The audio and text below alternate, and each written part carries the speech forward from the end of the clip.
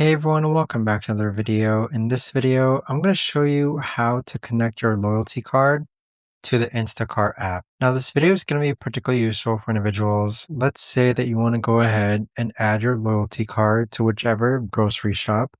How do you actually go ahead about doing so? Now, this video is going to be short, sweet, and simple, guys. There's not going to be a lot of steps involved. Now, in order to do this, what you're first going to do is log on to the Instacart app. Next, click on your profile icon in the top right-hand corner. Afterwards, click on Add Loyalty Cards, and then this is where you can actually go ahead and add your loyalty card separated by store.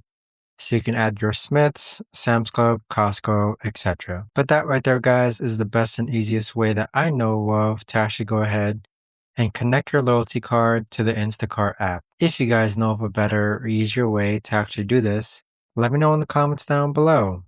I would love to know. Thanks so much for watching, everyone, and I'll see you guys all in the next video.